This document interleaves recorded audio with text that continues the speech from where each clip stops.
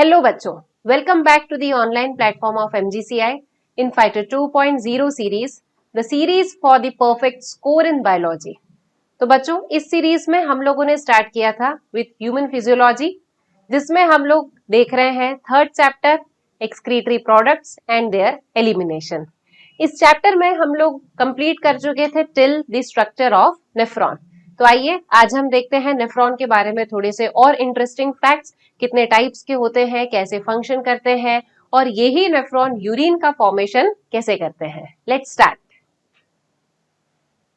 चलिए let's start with the types of nephron. क्या देखने वाले अपन इसमें types of nephron. How many types of nephrons are there? There are two types of nephron. कितने types के नेफ्रॉन होते हैं? दो टाइप्स के। अब वो कौन से दो टाइप्स के नेफ्रॉन होते हैं देखें। The first one are the cortical nephron and second one are juxtamedullary nephron. ठीक है, कौन से नेफ्रॉन्स होंगे? Cortical nephron and juxtamedullary nephron. ठीक, अब कॉर्टिकल नेफ्रॉन का स्ट्रक्चर कैसा है देखिए। अगर हम यहां पर एक लाइन बनाए और डिवाइड करते हैं हम इसके थ्रू किडनी के पोर्शन को दो पार्ट्स में, कॉर्टेक्स एंड मेड्यूला।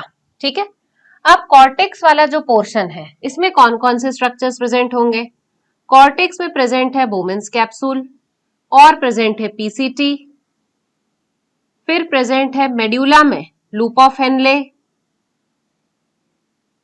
और प्रेजेंट है यहां पर डीसीटी। ठीक है, तो इस तरीके से हमने ये स्ट्रक्चर बना लिया। ठीक, लेबल कर लें इसे हम सी। ये वाला पोर्शन कौन सा हो जाएगा? दिस इज बोवेन्स कैप्सूल, ये हो जाएगा PCT, this will be the loop of Henle, ये हो जाएगा डीसीटी। क्लियर है? ठीक, अब यहां हम सेम स्ट्रक्चर ड्रॉ करें, कॉर्टेक्स एंड मेड्यूला। ठीक है, अब इसमें हम नेफ्रॉन का स्ट्रक्चर ड्रॉ करके देखते हैं। अब यहां पर डिफरेंस क्या है देखेंगे हम कि कॉर्टेक्स में बोमेन्स कैप्सूल प्रेजेंट है, पीसीटी है, ठीक है, but it is very near to the medulla region. और लूप ऑफ हेनले में सबसे बड़ा डिफरेंस दिखाई दे रहा है। लूप ऑफ हेनले जो है that runs deep inside the medulla. Such type of nephron is the such type of nephron is the juxtamedullary nephron, JM nephron। ठीक है, देखिए लेबल करें हम इसमें, this is Bowman's capsule, this is PCT, ये हो जाएगा डीसीटी और यहां पर बना देंगे अपन लूप ऑफ हेनले। क्या बना दिया इसमें अपन ने? Loop of Henle. तो क्या चेंजेस हमें यहां पर ऑब्जर्व हो रहे हैं?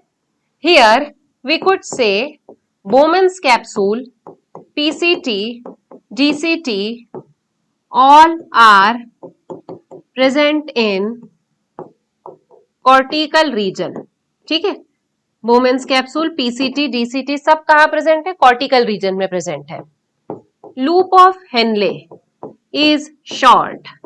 लूप ऑफ हेनले कैसा है? शॉर्ट है and does not runs deep inside the medulla और वो मेड्यूला में बहुत गहराइयों तक नहीं पहुंचा है। ठीक, यहां पर अपन क्या लिखेंगे? Bowman's capsule, PCT, DCT are present in cortex. Present कहां है? कॉर्टेक्स में, but near to the medulla. Medulla के पास में लोकेटेड है दोनों, कॉर्टेक्स में है पर मेड्यूला के पास में लोकेटेड है। ठीक है, loop of Henley is long and runs deep inside the medulla. Loop of Henley कैसा है, लॉन्ग है, और मेड्यूला के अंदर डीप इनसाइड जो है उसका पेनिट्रेशन होता है। ठीक, अब देखिए, पिछले बार मैंने आपको बताया था कि इस बोमेन्स कैप्सूल की कैविटी में एक कैपिलरी का टफ्ट होता है, गुच्छा होता है, ठीक है। और ये जो कैपिलरी का टफ्ट है ये किससे बना हुआ है, इधर से आने वाली जो आर्टीरियोल है दैट इज एफरेंट, और यहां जाने वाली जो आर्टीरियोल है that is called as the efferent. ठीक, ब्लड को लेकर आने वाली कौन सी है, एफरेंट, ब्लड को लेकर जाने वाली कौन सी है, इफरेंट है। ठीक है, अब ये जो इफरेंट आर्टीरियोल होती है, इस एफरेंट आर्टीरियोल, ये जो इफरेंट आर्टीरियोल है this divide into the fine network of capillary जो बनाती है पेरिट्यूबुलर कैपिलरी। क्या पढ़ा था अपन ने उसका नाम, पेरिट्यूबुलर कैपिलरी। और पेरिट्यूबुलर कैपिलरी जो है वो और ज्यादा शॉर्ट फाइन नेटवर्क में डिवाइड होकर बनाती है वासा रेक्टा। ठीक है, तो वासा रेक्टा क्या है, this is the tiny capillary, बहुत छोटी छोटी सी कैपिलरी है, which are the extension of the peritubular capillaries which runs parallel to the loop of Henle. ये पढ़ा था अपन ने। ठीक है, तो अब लूप ऑफ हेनले अगर छोटा होगा तो वासा रेक्टा भी कैसी होगी, छोटी होगी। ठीक है, तो कॉर्टिकल नेफ्रॉन में क्या होता है, कॉर्टिकल नेफ्रॉन में वासा रेक्टा इज रेड्यूस्ड, या तो छोटी होगी वासा रेक्टा, या फिर हम क्या बोलेंगे, this could be absent. Vasa रेक्टा is highly reduced और एब्सेंट। और जेएम नेफ्रॉन में वासा रेक्टा इज वेल डेवलप्ड। ठीक है, जेएम नेफ्रॉन में क्या होगा, वासा रेक्टा इज वेल डेवलप्ड। यहां वासा रेक्टा जो है वो शॉर्ट होगी, या फिर रिड्यूस्ड होगी, या फिर हम कह रहे हैं एब्सेंट होगी। और यहां पर वासा रेक्टा कैसी होगी, that will be long, runs parallel to the loop of Henle. तो जितना लंबा लूप ऑफ हेनले होगा उतनी ही लंबी क्या होगी, वासा रेक्टा होगी। ठीक है, now Vasa रेक्टा and loop of Henley के बीच में जो क्लोज प्रॉक्सिमिटी होती है that is for the conservation of water. तो जहां लूप ऑफ हेनले छोटा, जहां वासा रेक्टा छोटी, वहां पर वाटर का कंजर्वेशन ज्यादा होगा क्या, नहीं, कम होगा यहाँ वाटर का कंजर्वेशन। जहां लूप ऑफ हेनले और वासा रेक्टा दोनों हाईली डेवलप्ड है तो उस जगह पर वाटर का कंजर्वेशन जो है वो ज्यादा होगा। तो यहां होगा वाटर का कंजर्वेशन ज्यादा और यहां होगा वाटर का कंजर्वेशन कम। क्लियर। अब कॉर्टिकल नेफ्रॉन कितना परसेंट है, कॉर्टिकल नेफ्रॉन्स आर 85%। कितने प्रेजेंट होते हैं ये, 85%। And juxta medullary nephrons are 15%। Clear है बच्चों इतना, ठीक। So these are the two types of nephron, cortical nephron and juxta medullary nephron. Clear. The nephron which is concerned with the reabsorption of water, reabsorption of more water, that is juxtamedullary nephron. Clear हो गया, ठीक है। चलिए अब हम next चीज पर बढ़ते हैं, दैट इज यूरिन फॉर्मेशन। ठीक है, क्या स्टार्ट करेंगे अब अपन यहां से, urine formation.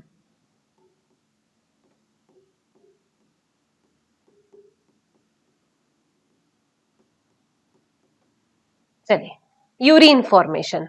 Urine formation involves, this involves 3 steps. कितनी स्टेप्स इन्वॉल्व होती है यूरिन फॉर्मेशन में, 3 steps. First is ultrafiltration, first step ultrafiltration. Second selective reabsorption, second step is selective reabsorption, and third step is tubular secretion. but tubular secretion जो है that is also selective। ठीक, तो 3 steps होते हैं urine formation में, कौन कौन सी, ultrafiltration, second is selective reabsorption, third is tubular secretion. और रीअब्जॉर्प्शन और सिक्रीशन दोनों ही प्रोसेस कैसी है, सेलेक्टिव। ठीक है, तो reabsorption and secretion both are selective, but ultrafiltration कैसी होती है, दिस इज नॉन सेलेक्टिव। ठीक है, अल्ट्रा फिल्ट्रेशन कैसी प्रोसेस होती है? This is non selective. बाकी की दो प्रोसेस कैसी है? सिलेक्टिव है। ठीक, let's start with the first step, ultra filtration. First step of urine formation, ultra filtration.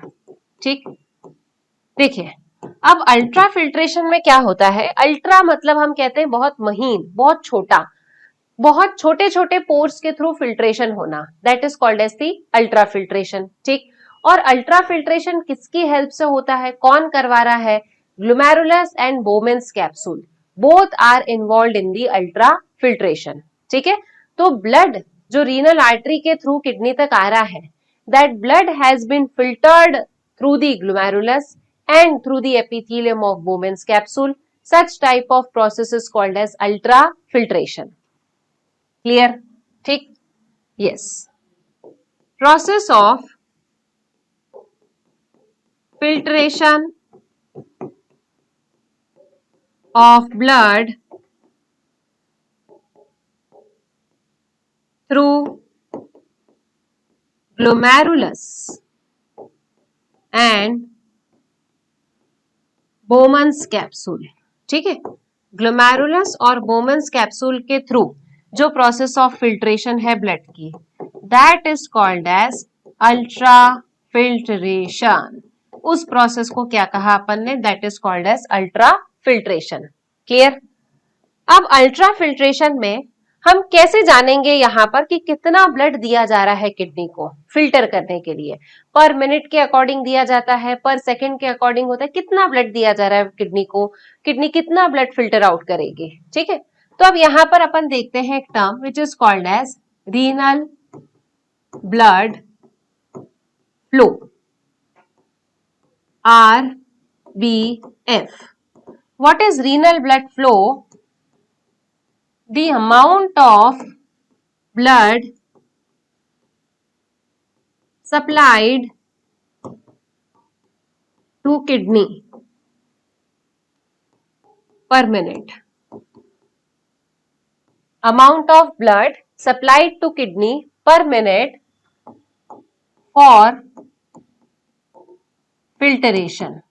ठीक है, फिल्ट्रेशन करने के लिए किडनी को पर मिनट कितना ब्लड सप्लाई किया जाता है, that is called as renal blood flow.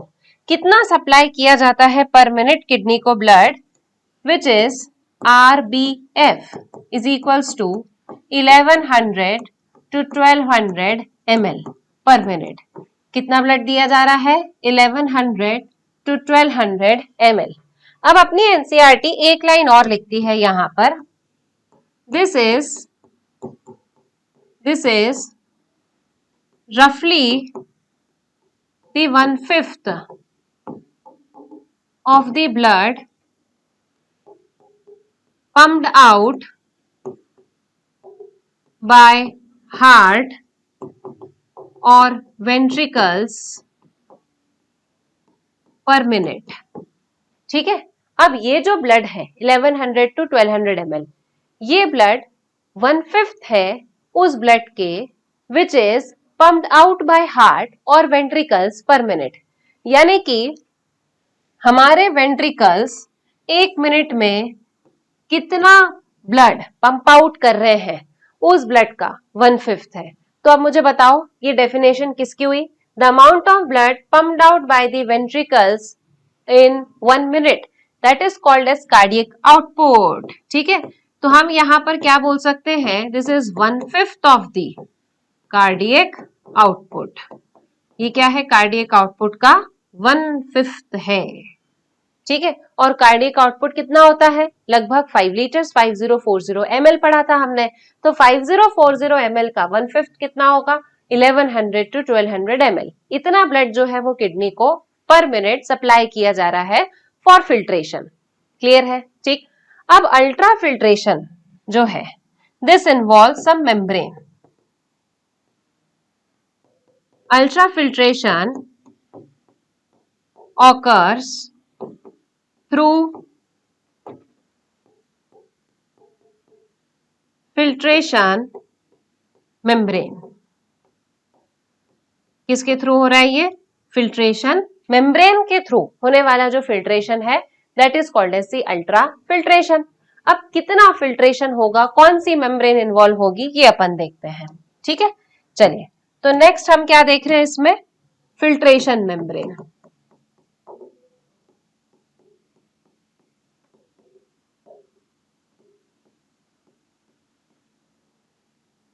Filtration membrane, ठीक। जैसे हमने रेस्पिरेटरी मेम्ब्रेन पढ़ी थी जिसमें 3 सरफेसेस थे, 3 मेम्ब्रेन थी जिसके थ्रू एक्सचेंज ऑफ गैसेस हो रहा था, वैसे ही फिल्ट्रेशन मेम्ब्रेन वो मेम्ब्रेन है जिसके थ्रू अल्ट्रा फिल्ट्रेशन होगा। And this filtration membrane also involves 3 layers. कितनी लेयर्स इन्वॉल्व होती हैं इसमें, 3 लेयर्स इसमें इन्वॉल्व होती हैं। कौन कौन सी 3 लेयर्स इन्वॉल्व है, फर्स्ट वाली हो जाएगी simple squamous epithelium of glomerulus, ठीक है, also called as endothelium of glomerulus. क्या बोला जाएगा इसको, फर्स्ट इन्वॉल्वमेंट कौन सी लेयर का है, endothelium of glomerulus. Second involvement कौन सी लेयर का है, बेसमेंट मेम्ब्रेन। सेकेंड वाली कौन सी लेयर है, बेसमेंट मेम्ब्रेन। और थर्ड वाली लेयर जो है वो कौन सी होगी, simple squamous epithelium of Bowman's capsule, ठीक है, simple squamous epithelium of Bowman's capsule which is modified into podocytes. किसमें मॉडिफाइड है ये, पोडोसाइट्स में मॉडिफाइड है। ठीक है, चलिए ड्रॉ करके देखें हम जरा इसे। यस, देखो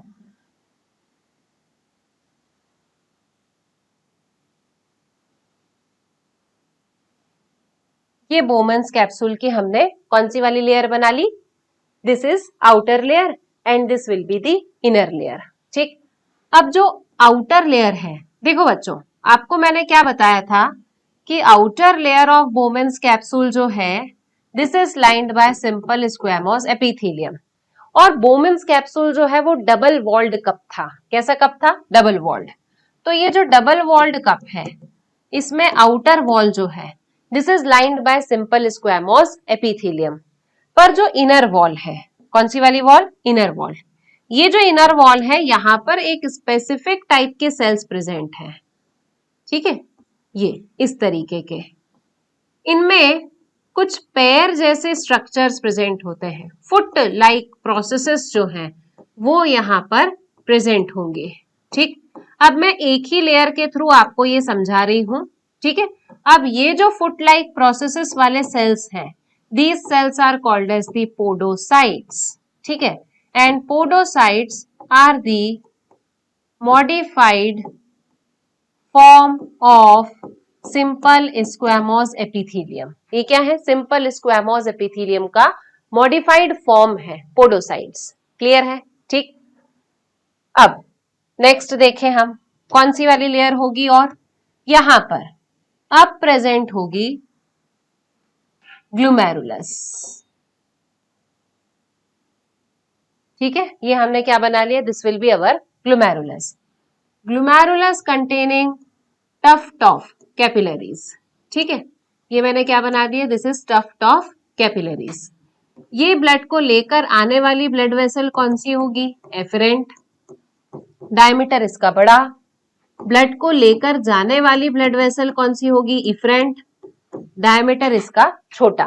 ठीक, तो एक हो गई एफरेंट और दूसरी वाली हो गई इफरेंट। अब यहां कौन सी वाली एपिथेलियम प्रेजेंट है, यहां पर भी प्रेजेंट है सिंपल स्क्वैमोस, बट ये अंदर की तरफ प्रेजेंट है, तो क्या बोलोगे इसको, एंडोथीलियम। क्या बोल देंगे इसको, this is called as the endothelium. तो ये वाली जो लेयर है ये कौन सी होगी, this is endothelium of glomerulus. कौन सी होगी ये, एंडोथीलियम ऑफ ग्लोमेरुलस। दोनों के बीच में कौन सी प्रेजेंट होगी, दोनों के बीच में यहां ये प्रेजेंट हो जाएगी हमारी बेसमेंट मेम्ब्रेन। कौन सी मेम्ब्रेन होगी ये, बेसमेंट मेम्ब्रेन। ठीक है, तो ये बन गई हमारी फिल्ट्रेशन यूनिट। ठीक, फिल्ट्रेशन मेम्ब्रेन। 3 लेयर्स है, सिंपल स्क्वामोस एपिथेलियम और endothelium of capillaries glomerulus. Second podocytes, ठीक है, podocytes of the Bowman's capsule, और दोनों के बीच में प्रेजेंट हो जाएगी यहाँ पर बेसमेंट मेम्ब्रेन। अब पोडोसाइट्स क्या होते हैं, ठीक है, पोडोसाइट्स देखिए हमारा जो ये बोमेन्स कैप्सूल है वो डबल वॉल्ड है, double walled cup like structure है। एक वॉल इसमें बाहर की तरफ में है और एक अंदर की तरफ में है, ठीक। बाहर की तरफ वाली जो एपिथेलियम है वो सिंपल स्क्वामोस है, पर अंदर की तरफ वाली जो है उससे फिल्ट्रेशन करना है। तो वहां पर उन सेल्स ने क्या किया, थे तो वो नॉर्मल इस तरीके के सेल्स अरेंज थे, ठीक है, पर क्योंकि उनको फिल्ट्रेशन करना है तो सरफेस एरिया बढ़ाना पड़ा। सरफेस एरिया बढ़ाने के लिए उन्होंने क्या किया, इस तरीके का स्ट्रक्चर बना लिया, ठीक है। Such type of structure, such type of cellular modification is called as podocyte. इस टाइप के सेल को क्या नाम दे दिया हमने, पोडोसाइट, ठीक। अब बहुत स्पेसिफिक जानकारी दी है पोडोसाइट्स के बारे में। Podocytes are arranged in intricate manner. किस तरीके से अरेंज होते हैं podocytes, podocytes are arranged in the intricate manner. अब इंट्रिकेट मैनर का मतलब क्या होता है, इस तरीके से, ठीक है, ऐसे पोडोसाइट्स जो है वो अरेंज है। जब ये ऐसे इंट्रिकेट मैनर में अरेंज होंगे तो छोटे छोटे से इसमें स्लिट्स जो है वो भी छूट रहे हैं। तो when the podocytes are arranged in the intricate manner they leave small pores on, और उन स्मॉल पोर्स को क्या बोला जाता है, they are called as the fenestration slits through which the filtration occurs, ठीक है। तो they are arranged in the intricate manner by leaving small pores called as fenestrations or filtration slit। क्या बोला जाएगा इसको, फेनेस्ट्रेशंस और फिल्ट्रेशन स्लिट। और इसे फिल्ट्रेशन स्लिट के थ्रू क्या होगा, through which the filtration occurs। इसी फिल्ट्रेशन स्लिट के थ्रू क्या होगा, फिल्ट्रेशन होगा। क्लियर है, ठीक। अब जब यहां पर से फिल्ट्रेशन होगा तो कुछ बड़े प्रोटीन्स जो है वो ऊपर ही रह जाएंगे, बाकी की जो छोटी छोटी सी चीजें होंगी वो फिल्टर होकर आ जाएंगी, ठीक है। तो अब हम यहां पर बोलेंगे, नेक्स्ट पेज में हम लिखते हैं, यस, ड्यूरिंग फिल्ट्रेशन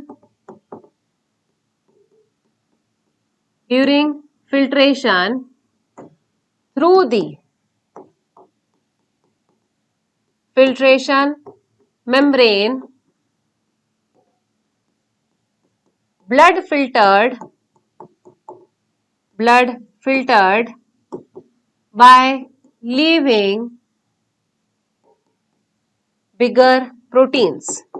ब्लड का फिल्ट्रेशन हो गया और बड़े बड़े जो प्रोटीन्स थे वो ऊपर ऊपर में रह गए, ठीक है। अब जब बड़े बड़े प्रोटीन्स वहां ऊपर ऊपर में रह गए तो नीचे की तरफ में जो आया, ठीक है, the portion of blood which is filtered, the portion of blood which is filtered. अब उस पोर्शन को जो जो फिल्टर होकर आ गया है, क्या बोला जाएगा उसको, this is called as the filtrate. क्या बोल देंगे उसको, that portion of the blood which has been filtered called as the filtrate, ठीक। Therefore this process is called ultra filtration. इसीलिए इस प्रोसेस को क्या बोला जाता है, अल्ट्रा फिल्ट्रेशन, ठीक है।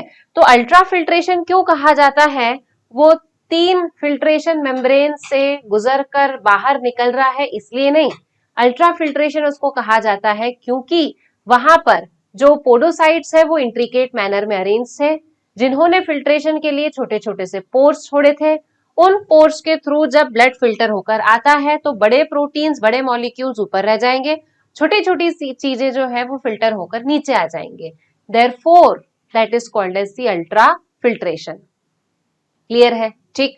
अब अल्ट्रा फिल्ट्रेशन जो है उसके लिए कुछ प्रेशर भी रिक्वायरमेंट होता है, प्रेशर भी रिक्वायर्ड होता है। ठीक है, तो अल्ट्रा फिल्ट्रेशन तब तक नहीं होगा जब तक फिल्ट्रेशन के लिए प्रेशर नहीं लगेगा। ठीक है, ultra filtration occurs through filtration membrane which exerts the pressure for filtration, जो फिल्ट्रेशन के लिए कुछ प्रेशर एक्सर्ट करती है। ठीक है, जब तक प्रेशर एक्सर्ट नहीं होगा तब तक फिल्ट्रेशन नहीं हो पाएगा। ठीक है, तो फिल्ट्रेशन के लिए एक डाउनवर्ड प्रेशर लगना बहुत जरूरी होता है। जैसे मान लीजिए कि मैंने एक पतीला लिया है और मैंने इसी के पास में दूसरा पतीला लिया है। ठीक है, तो मैंने ये ऐसे दो पतीले ले लिए यहाँ पर। ठीक है, अब इन दोनों पतीलों के थ्रू मुझे फिल्टर करके ब्लड को या वाटर को पहुंचाना है। ठीक है, अब मैंने यहाँ पर क्या किया है कि यहाँ मैंने एकदम ऐसा टाइटली एक कपड़ा बांध दिया है। इस पतीले के ऊपर मैंने क्या किया, एकदम टाइट सा कपड़ा बांध दिया है। पर यहाँ पर मैंने जो कपड़ा रखा है उसको मैंने इस तरीके से ऐसा लूज छोड़ दिया है। ठीक है, अब मैं यहाँ अगर पानी डालूंगी तो पानी जो है वो इस सरफेस से टकराएगा और ऐसे छलक जाएगा, बाहर की तरफ में चला जाएगा। ठीक है, पर अगर मैं यहाँ पर पानी डालूंगी तो पानी जो है वो डाउनवर्ड प्रेशर की वजह से छनकर नीचे पहुंच जाएगा और यहाँ पर टाइटनेस की वजह से अपवर्ड प्रेशर लग रहा था तो फिल्ट्रेशन नहीं हो पा रहा था।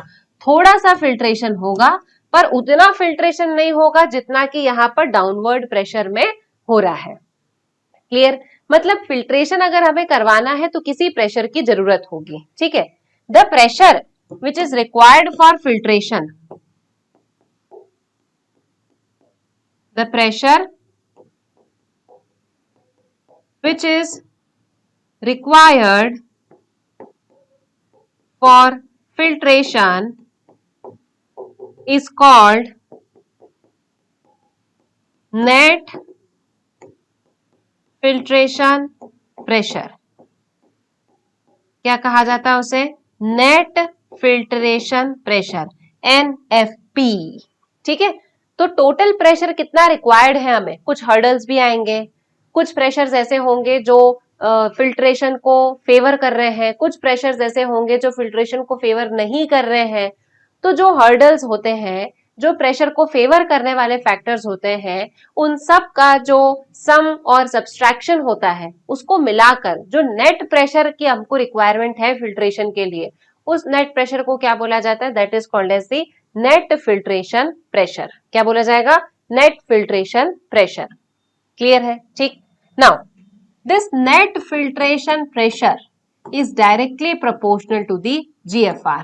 मतलब प्रेशर जितना ज्यादा लगेगा GFR उतना ज्यादा होगा। अब नई टर्म आई है हमारे पास में, GFR क्या होता है बताओ मैडम? ठीक है, GFR सबसे पहले तो GFR का फुल फॉर्म जान लें अपन। This is glomerular filtration rate.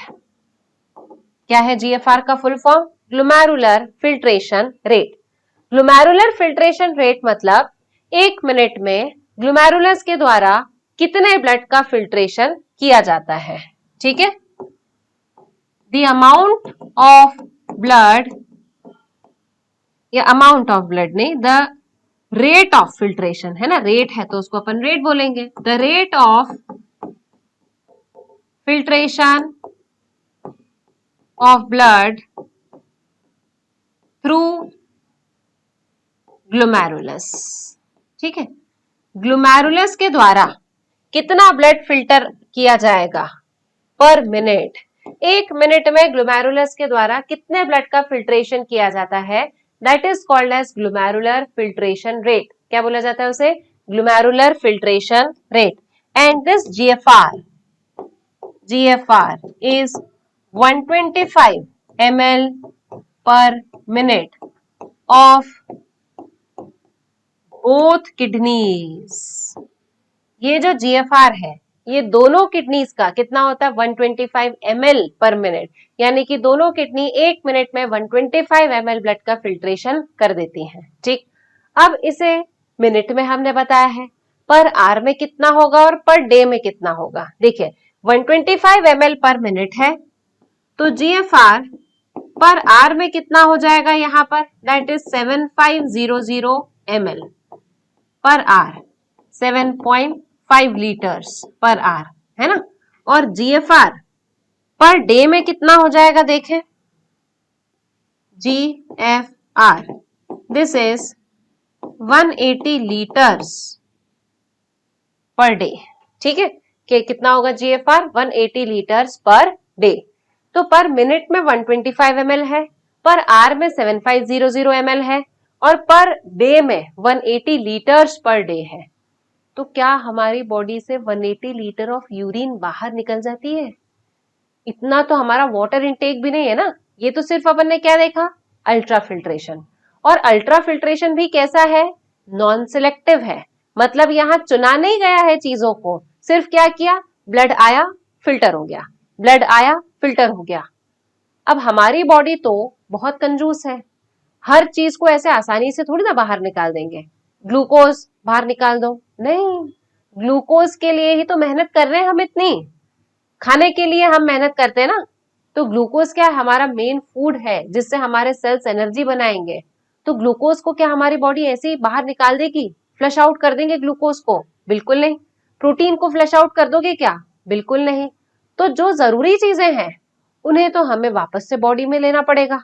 Nephron में अगर चला गया तो नेफ्रॉन तो क्या करेगा, बाहर निकाल देगा उसको।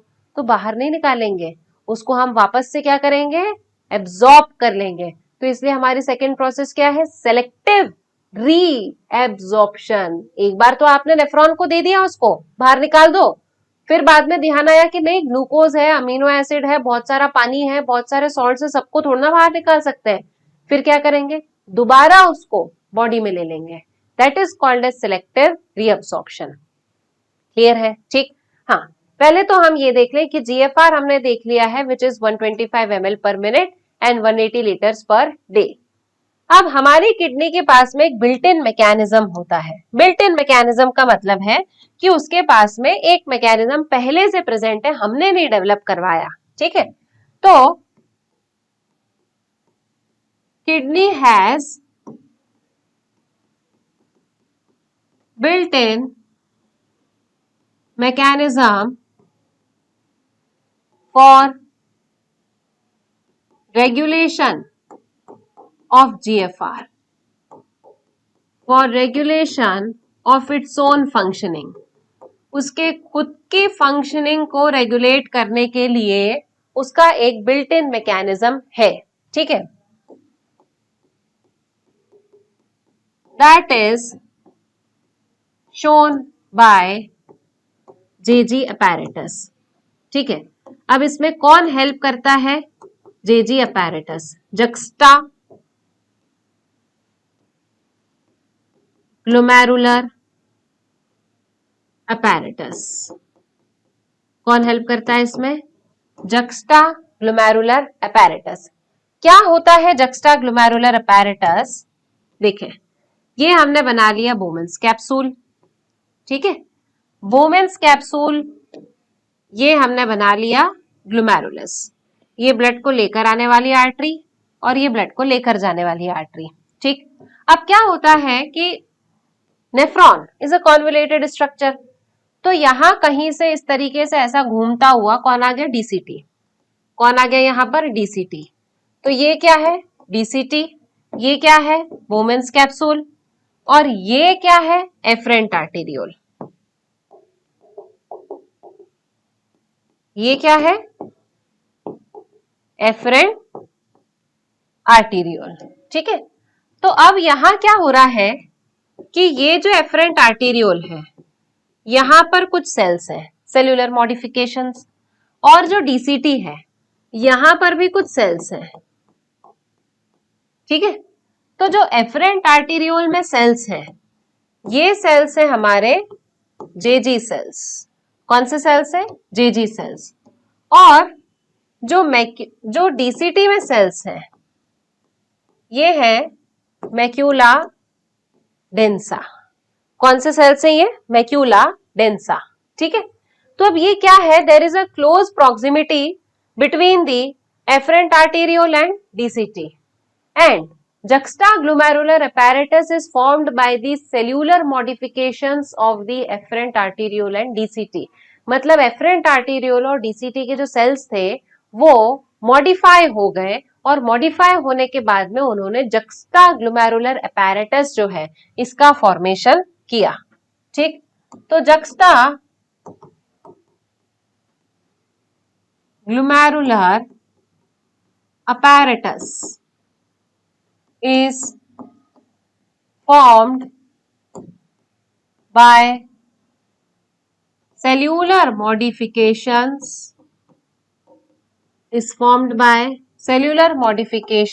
of efferent arteriole। और efferent arteriole में कौन से सेल्स प्रेजेंट है? जेजी सेल्स। एंड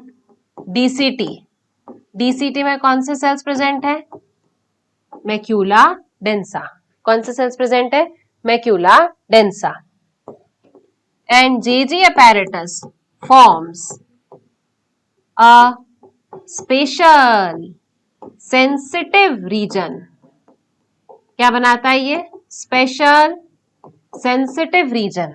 ये बहुत स्पेशल एक सेंसिटिव रीजन है जो क्या काम कर रहा है? ये सेंसिटिव रीजन क्या काम करता है?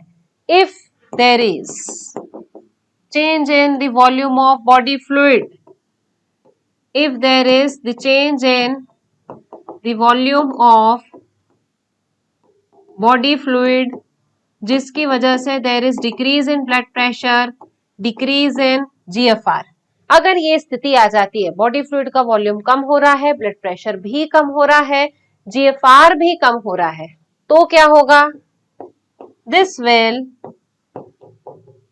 स्टिमुलेट जेजी सेल्स। ये क्या करेंगे? जेजी सेल्स को स्टिमुलेट कर देंगे। ठीक, और जेजी सेल्स जो है वो बदले में क्या करेंगे? JG cells will secrete renin. Sorry, spelling गलत हो गई। JG cells will secrete renin. ठीक, और ये रेनिन क्या करवा देगा? रेगुलेशन ऑफ किडनी फंक्शन, यानी कि रेगुलेशन ऑफ जीएफआर। इतनी सारी पंचायत हम क्यों कर रहे हैं? जीएफआर के रेगुलेशन के लिए, है ना? जीएफआर ही तो है जिसको हमको बार बार रेगुलेट करवाना है। वाटर कम हो गया, पानी पी लो क्योंकि जीएफआर कम हो जाएगा। पानी ज्यादा हो गया, यूरिन आउटपुट कर दो क्योंकि जीएफआर बढ़ जाएगा। तो अब ऐसे जीएफआर जो है वो एक ऐसा फैक्टर है जिसे हमें रेगुलेट करना बहुत जरूरी होता है। अगर जीएफआर में डिस्टर्बेंसेस आ गए तो या तो यूरिन का फॉर्मेशन ज्यादा हो जाएगा या फिर कम हो जाएगा। ठीक, तो जीएफआर को मेंटेन करने के लिए हमारी किडनी जो है उसके पास में बिल्ट इन मैकेनिज्म है। किडनी का अरेंजमेंट उसी के पास में है। जीएफआर कम हो जाएगा, जेजी सेल्स बैठे हुए मेरे पास में। ठीक है, उनको बोलूंगी रेनिन सिक्रीट कर दो, रेनिन अपना काम कर लेगा। क्या काम करेगा वो मैं आगे बताऊंगी। क्लियर है? ठीक है, चलिए, तो हमने यहां पर देख लिया the complete information about the ultra filtration. अब आगे हम क्या देखेंगे? अल्ट्रा फिल्ट्रेशन तो हो गया 180 लीटर्स पर डे का, पर 180 लीटर्स यूरिन बाहर आएगी क्या? नहीं, दिन भर बाथरूम में बैठे रहना पड़ेगा, तो 180 लीटर्स ऑफ यूरिन तो बाहर नहीं आएगी। तो अब यूरिन यानी कि फिल्ट्रेट जो हमारा बना था, तो अब उस फिल्ट्रेट में से बहुत सारी चीजों को रीअब्सॉर्ब करेंगे। किस चीज का रीअब्सॉर्प्शन करेंगे, कैसे करेंगे, एक्टिवली होगा, पैसिवली होगा, वो देखते हैं। चलो बच्चों, let's start with the second step of urine formation, that is selective reabsorption।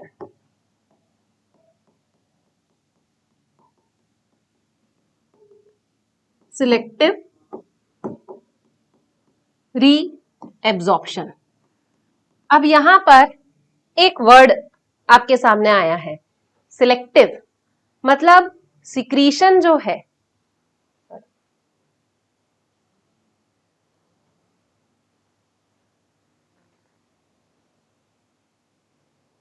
मतलब रीअब्जॉर्प्शन जो है वो रैंडम नहीं हो रहा है, कैसा हो रहा है, वो सिलेक्टिव हो रहा है, चीजों को चुनकर रीअब्जॉर्ब किया जाता है। ठीक है, तो अब देखिए इसमें यहां अपन क्या चीज पढ़ चुके थे अल्ट्राफिल्ट्रेशन में, हमने देखा था फिल्ट्रेट फॉर्मेशन। फिल्ट्रेट कितना बना था हमारा, 180 लीटर्स पर डे और 125 ml पर मिनट, इतना हमारा फिल्ट्रेट बना था। अब इतने फिल्ट्रेट में से हमारा यूरिन आउटपुट कितना है, urine output is 1 to 1.5 litres per day. कितना यूरिन आउटपुट है अपना, 1 to 1.5 लीटर्स पर डे। मतलब यहां अगर दोनों को कंपेयर किया जाए तो यूरिन आउटपुट 1 to 1.5 लीटर है और हमारा जो फिल्ट्रेट बना था दैट इज 180 लीटर। मतलब 99% ऑफ फिल्ट्रेट जो है उसे क्या कर लिया जा रहा है, reabsorb. 99% of the filtrate is reabsorbed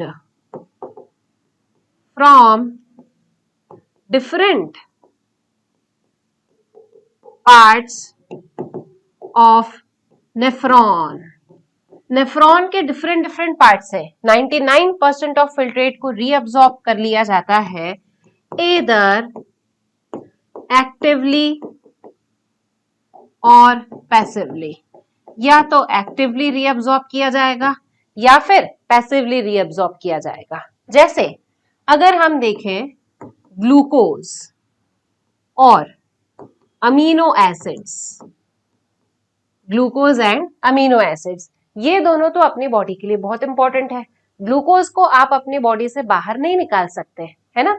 amino acid उसे भी हमारी बॉडी बाहर आसानी से एलिमिनेट नहीं करेगी, क्योंकि ये दोनों चीजें तो हमारी बॉडी के लिए इंपॉर्टेंट है। अमीनो एसिड्स प्रोटीन बनाएंगे जो बिल्डिंग ब्लॉक्स है, ग्लूकोज जो है वो सेल में ऑक्सीडेशन में पार्टिसिपेट करेगा जिससे हमें एनर्जी मिलेगी। तो क्या हमारी बॉडी इन चीजों को बाहर निकाल देगी, नहीं, इतनी आसानी से तो नहीं छोड़ा जाएगा। फिर क्या किया जाएगा, ग्लूकोज और अमीनो एसिड जो है इनका एक्टिव रीअब्सॉर्प्शन होता है। क्या होता है इनका, active reabsorption. Clear, and these things are 100% reabsorbed. Active reabsorption होगा और 100% इन चीजों का रीअब्सॉर्प्शन होगा। ठीक, सेकेंड चीज देखें यहां पर, first second third, sodium. Sodium ion जो है इनका भी क्या होगा, एक्टिव रीअब्सॉर्प्शन। ठीक है, और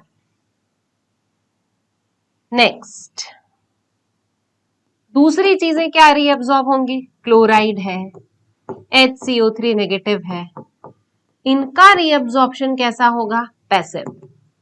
वाटर, इंपॉर्टेंट चीज, इसका भी रीअब्सॉर्प्शन कैसा होगा वाटर का, पैसिवली, बाय ऑस्मोसिस।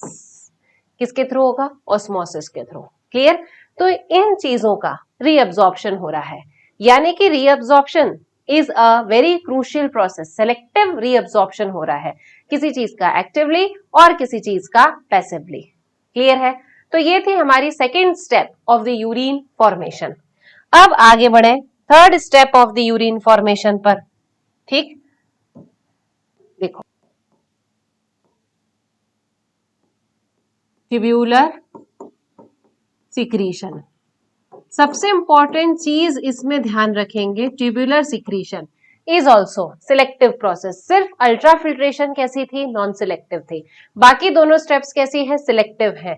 सिलेक्ट करके चीजों को रीअब्सॉर्ब किया जाएगा और सिलेक्ट करके चीजों को दोबारा से नेफ्रॉन में सिक्रीट किया जाएगा। ठीक, तो tubular secretion is secretion of certain substances, कुछ सब्सटेंसेस का सिक्रीशन किया जाएगा, like hydrogen, ammonia and potassium into the nephric filtrate। into the nephric filtrate from peritubular capillary. Peritubular capillary से नेफ्रिक फिल्ट्रेट के अंदर किसी भी चीज का अगर सिक्रीशन हो रहा है तो उस प्रोसेस को कहा जाएगा कॉल्ड एज ट्यूबुलर सिक्रीशन। ठीक, किन चीजों का होगा? हाइड्रोजन, अमोनिया एंड पोटेशियम, इन चीजों का सिक्रीशन होगा from the peritubular capillary into the nephron. Clear? अब ट्यूबुलर सिक्रीशन का महत्व क्या है, क्यों हो रहा है? This is for